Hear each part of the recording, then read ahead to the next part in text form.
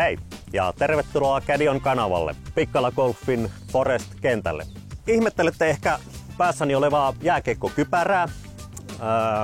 Se viestii siitä, että seurassani on tänään HIFK:n seuraikoni Mika Kölli-Kortelainen. Tervetuloa. Kiitos.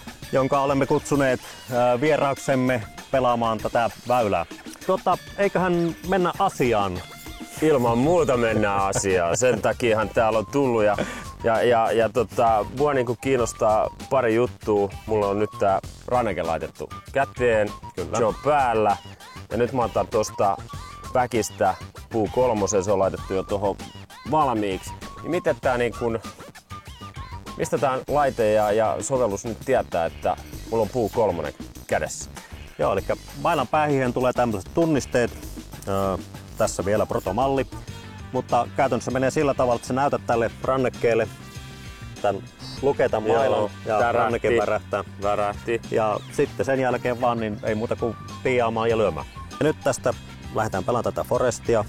Ja tässä nyt esimerkiksi näkee, että greenin keskelle tästä kohdasta matkaa 318 metriä. Okei, ei lähdetä ykkösellä päälle vetää. No, vielä. Ihan miltä susta tuntuu, mutta minkälaiset lyönnin ajattelit vetää? No kyllä tommonen joku 200 metriä olisi tarkoitus tässä vetää. Tää normaalistihan tois tossa sun taskussa tuo puhelin, mutta laitetaan se nyt tohon viereen. Kyllä. Ja nää swingit ei tuu nyt sitten. Ei, harkkasvingit ei tuu. Et sitten jos mailla osuu pallo, niin sitten siitä se lähtee.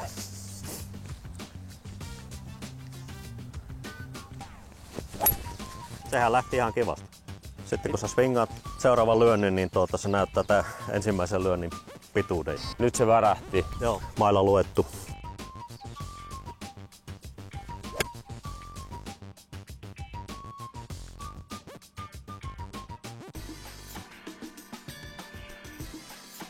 No, ei se paha ollut. Birdie jäi tekemättä, mutta komea slice lähti.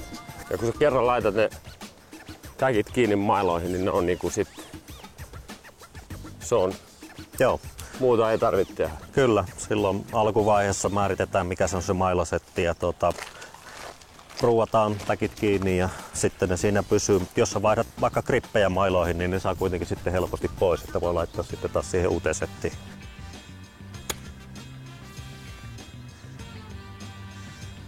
Ei se nyt katastrofi ollut. Joo, se on siellä nyt ihan pari puttia vaille.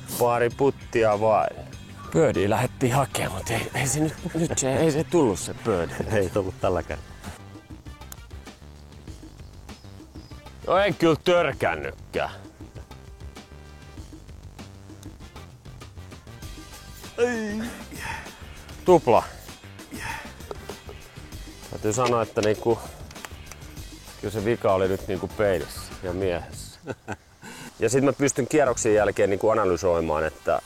Joo, tästä tää data sitten lähtee tonne pilveen ja sitten sä pystyt omalta kotikoneelta katsomaan, että miten kierros meni ja saat sieltä tosi tarkkaa pelistatistiikkaa ja näet kartalla, missä sä oot lyönyt aina milläkin mailalla ja mikä on ollut lyöntimitta.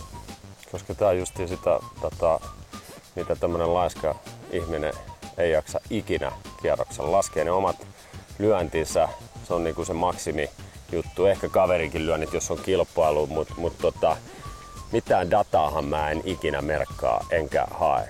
No. Mutta jos ne on valmiina, tulee automaattisesti, niin kerro mulle semmonen golfari, joka sitä ei ota vastaan. Eli kaikki me otetaan se vastaan, se on ihan selvä. Kyllä. Me ollaan pyritty tekemään tästä nyt semmonen, että se on mahdollisimman helppoa, sä pystyt keskittyä siihen pelaamiseen ja silti sulle kertyy kaikki se data, mitä sä sitten voit käyttää sun pelin parantamiseen. Kiitos. Joo, kiitos sulle.